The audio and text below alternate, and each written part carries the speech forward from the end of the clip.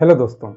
दोस्तों अभी कुछ दिनों पहले संदीप माहेश्वरी जी विवेक बिंद्रा जी से पंगा लिए। उनके बिज़नेस को उन्होंने लगभग चौपट कर दिया। वो मैटर अभी कोर्ट में चल रहा है और अभी कुछ ही दिन पहले 2-3 दिन पहले उन्होंने फिर यूपीएससी कोचिंग या मेडिकल इंजीनियरिंग जितने भी कोचिंग्स है, उनके ऊपर भी उन्होंने धावा बोल दिया है, एक तरह से हमला कर दिया है।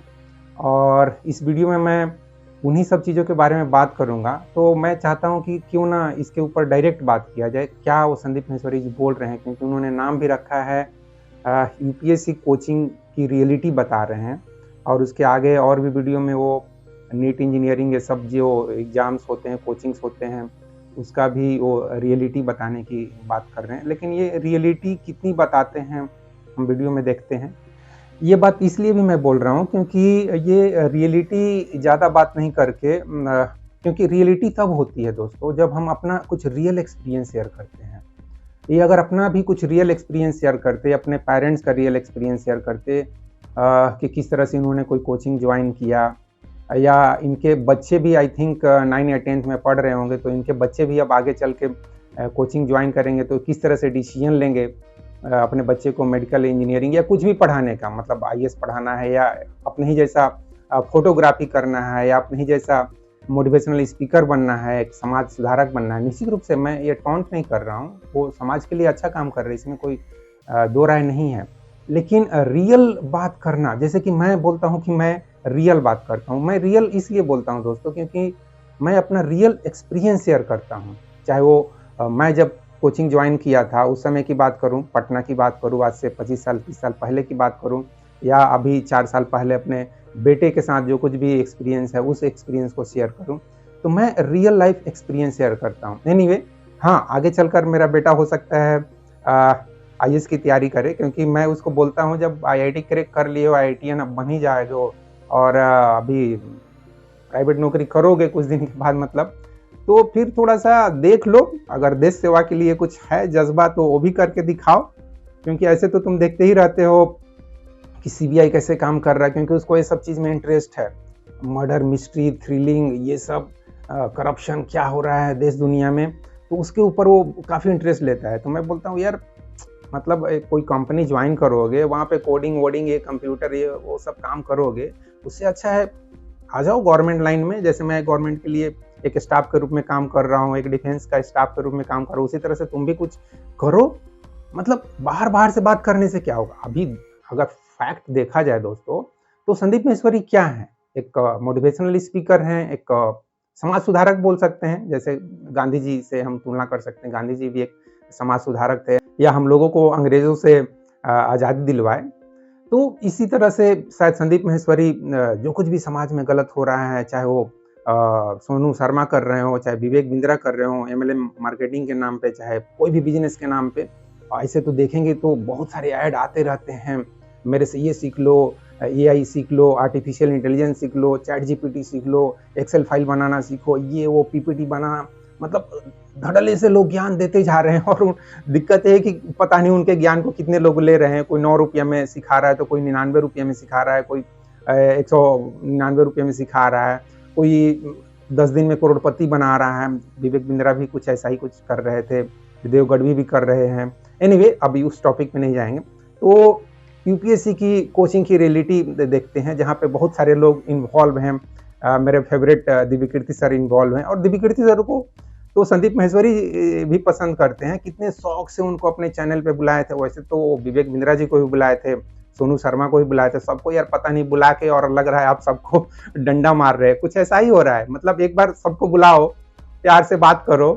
संदीप माहेश्वरी सबके साथ ऐसे ही किए ना, और अभी देखो सबको डंडा मार रहे हैं। ओझा सर को बुलाए हैं, खान सर को बुलाए हैं, अलग पांडे फिजिक्स वाला को बुलाए हैं, सबको बुला के अभी सबको लग रहा है जैसे कि तुम लोग सबका मैं बिजनेस डाउन करने वाला हूँ, सबका मैं बोरिया बिस्तर बंद करने वाला हूँ, ऐसे कुछ सबके पीछे हाथ धोकर पड़े हुए। एनीवे, मैं वीडियो पे आता हूँ। संदीप माहेश्वरी जी क्या बोलते हैं, थोड़ा मैं एनालाइज करूंगा कि कितना वो रियलिटी रख रहे हैं, कितना अपना एक्सपीरियंस तो अपना कुछ रखते नहीं है। क्योंकि इसलिए भी एक्सपीरियंस नहीं रखते हैं क्योंकि उनके पास ऐसा कुछ एक्सपीरियंस है नहीं।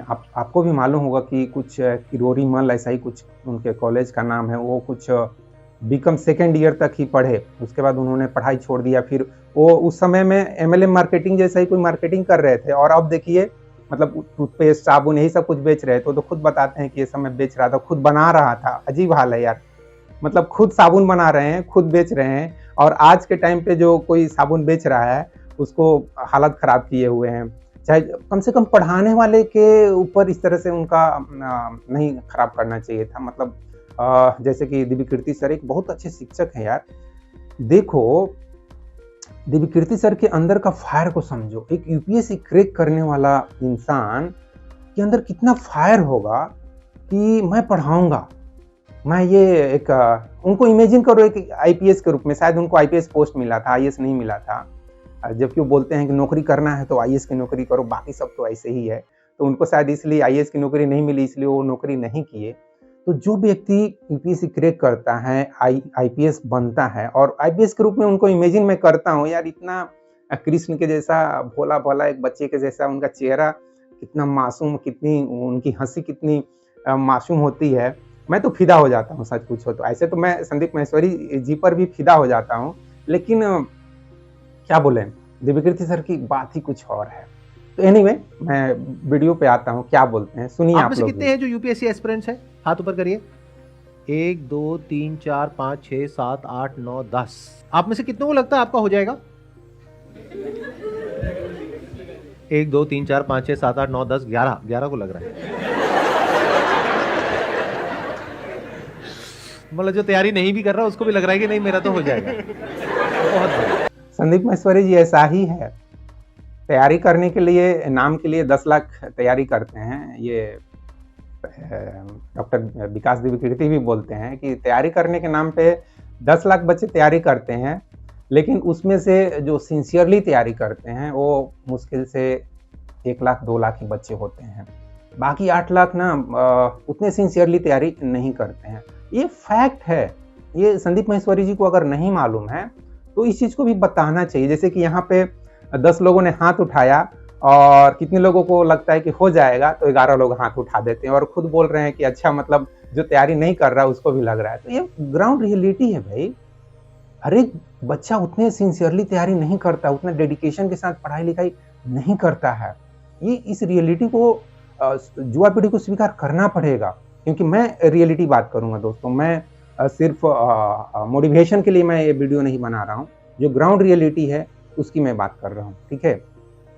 कोई है आप में से जो खुल के बात करना चाहेगा, मतलब जो भी कोचिंग में जहाँ से भी कर रहे हो? अपनी प्रिपरेशन अभी से स्टार्ट कर रहा हूँ, ग्रेजुएशन के अभी आप स्टार्ट कर रहे हो? यानी आपने ज्वाइन कर लिया है या अभी नहीं कर लिया? सर ज्वाइन कर लिया, 8 मंथ हो चुके हैं। बहुत सारी चीज़ें हमें नई नई सीखने को मिलती हैं। अभी जैसे बाहर रह के हम टर्म सुनते हैं कुछ भी नया, वहाँ जाके हमें पता चलता है एक्चुअल में ये है क्या, जो उसके बारे में डिटेल में पढ़ते हैं जीएस में या उसमें, तो उसी के बारे में जानकारी और ज़्यादा हो जाती है। उस जानकारी का क्या करोगे आगे इन्फॉर्म काम आएगा। ये तो आगे कहाँ काम आएगा? मतलब कहीं जॉब करने जाओगे तो काम आएगी जानकारी? सर आएगा। If you are an aspirant for 4 years 5 years 6 years, उसके बाद में आप कहीं जॉब करने के लिए जाते हो और बोलते हो कि मेरे पास में जानकारी है, तो क्या जॉब मिल जाएगी आपको? वहाँ पर तो नहीं सर, बस ये सोशली और जो थोड़ा इंटेलेक्चुअल और मेंटली ये सब डेवलप्ड हो जाएगा। What is the use of this development? अगर वो क्रैक नहीं हुआ तो मैं आपको डिमोटिवेट नहीं कर रहा हूँ कहीं से भी, एक प्रॉब्लम को हम समझने की कोशिश कर रहे हैं। दोस्तों, यहाँ पर एक लड़का खड़ा होकर, जो कि एक यूपीएससी एस्पिरेंट है, आईएएस आईपीएस बनने की इच्छा रखता है, वो खड़ा होकर बता रहा है कि मैं क्यों यूपीएससी की तैयारी कर रहा हूँ, यूपीएससी की तैयारी करने से क्या होता है, मेरा जनरल अवेयरनेस बढ़ जाता है, मेरा इंटेलेक्चुअल पावर बढ़ जाता है, इस टाइप से वो बता रहा है। और ऐसा ही कुछ बात आप देखेंगे कि दिव्यकीर्ति सर भी बोलते हैं कि अगर आप यूपीएससी की तैयारी करते हो तो आप एक बेहतर इंसान बनते हो, एक सोचने समझने वाला प्राणी बनते हो। इस तरह से वो मोटिवेट करते हैं, और उसके ऊपर तो आचार्य प्रशांत ने भी टॉन्ट किया है, और कुछ हद तक एक तरह से इनडायरेक्टली देखा जाए तो संदीप माहेश्वरी भी उस लड़के पे टॉन्ट कर रहे हैं। और जितने भी ये कोचिंग माफिया बोले या कोचिंग में पढ़ाने वाले बड़े बड़े शिक्षक हैं, उनके ऊपर भी इनडायरेक्टली एक तरह से टॉन्ट कर रहे हैं कि क्या हो जाएगा, ये जो कुछ भी नॉलेज ले रहे हो, मतलब आर्ट साइंस कॉमर्स के जो कुछ भी नॉलेज ले रहे हो, जो कुछ भी थ्योरी ले रहे हो, इससे क्या हो जाएगा कल जाके अगर तुम्हारा सिलेक्शन नहीं होता है तो यहाँ पर मैं, अगर मान लो इस लड़के की जगह पे मैं होता, तो मैं संदीप माहेश्वरी जी से कहता कि सर आप ही बताओ मैं क्या करूं, मतलब कुछ तो करना पड़ेगा, क्योंकि यही चीज़ तो मैं अपने बेटे को भी बोलता था। मैं अपने बेटे को बोलता था कि बेटा देखो, कुछ ना कुछ तो करना है लाइफ में, ठीक है, क्रिकेटर बन जाओ, कोई दिक्कत नहीं है, क्रिकेटर बनना चाहते हो क्रिकेटर बन जाओ, क्योंकि तुमको धोनी बहुत अच्छा लगते हैं तो बन जाओ, मैं कहाँ रोक रहा हूँ। अदरवाइज पढ़ाई तो करना है ना बेटा, ऐसे क्रिकेटर बनोगे तब पर भी पढ़ाई करना चाहिए, कम से कम बेसिक पढ़ाई करना चाहिए 10th-12th, ठीक है, थोड़ा बहुत इंग्लिश बोलने आना चाहिए भाई। 10 लोगों के बीच में खड़े होते हो तो थोड़ा सा लगना चाहिए कि तुम एजुकेटेड हो। और कैसे मालूम पड़ेगा? जब थोड़ा सा इंग्लिश में बात करो, थोड़े से टफ वर्ड यूज करो, थोड़ा सा ऐसे कुछ बोलोगे, बात करोगे, अच्छा बात करोगे, तब मालूम पड़ेगा कि तुम एजुकेटेड हो, इंटेलेक्चुअल हो, ठीक है। तो ये भी एक ज़रूरत है। और दूसरी बात मैं बोलता था, देख बेटा, रियल लाइफ मैं बात करता हूँ कि मैंने भी तैयारी किया, नहीं हुआ, फिर उसके बाद जानते ही हो बैंक रेलवे सबके पीछे किस लिए सब कर रहा था, तो पेट के लिए यार। ये किसको नहीं मालूम है, संदीप महेश्वरी जी को भी मालूम है, खासकर एक मतलब मिडिल क्लास तक के। गरीब को तो चाहिए ही पेट की पूजा, पेट तो पूजा करेगा ही। मिडिल क्लास इवन 95% लोगों को यार कुछ ना कुछ तो करना ही पड़ेगा ना। सिर्फ 5% ऐसे लोग हैं जिनके माँ बाप के पास अथाह पैसा है। इवन दिव्यकीर्ति सर के पास भी अथाह पैसा होगा, अलख पांडे जी के पास भी अथाह पैसा बन रहा है, तो इनके पास अथाह पैसा है। इनके बाल बच्चों को कुछ करने की जरूरत नहीं पड़ेगी 3-4 पुश्तों या 10 पुश्तों तक, ठीक है। चाहे बहुत सारे लीडर हैं, नेता लोग हैं, चाहे बिजनेसमैन हैं, अडानी, अंबानी, रतन टाटा, इस तरह के बहुत सारे लोग हैं, उनके पास इतना पैसा है कि उनके 10 पुश्तों को कुछ करने की जरूरत नहीं है। लेकिन 95% लोगों को तो कुछ ना कुछ करना पड़ेगा ना। इवन मिडिल या हायर मिडिल क्लास के बच्चों को तो कुछ करना पड़ेगा। इवन संदीप महेश्वरी को भी तो कुछ करना पड़ा ना। MLM मार्केटिंग किए, साबुन तेल कुछ बेचे, उसके बाद उनको फोटोग्राफी में इंटरेस्ट था तो फोटोग्राफी करने लगे। उसके बाद मोटिवेशन देने का शौक था, मोटिवेशन करने लगे। जैसे कि मुझे लिखने का शौक चढ़ा तो मैं लिखने लगा। उसके बाद यूट्यूब पे कुछ बात करने का इच्छा हुआ तो वो भी करने लगा। लेकिन पर्पस वही है, मतलब एक रियल चेंज आए। चेंज इंडिया का मतलब यही है कि रियल चेंज, गरीबी, बेरोजगारी, शिक्षा, अंधविश्वास, जो कुछ भी समस्याएं हैं हमारे समाज में, वो सब कुछ दूर हो। या कंप्लीट दूर नहीं हो सकता है तो थोड़ा तो दूर हो यार, 1-2% तो दूर हो। मेरा वही टारगेट वही है, 1-2% तो चेंज है।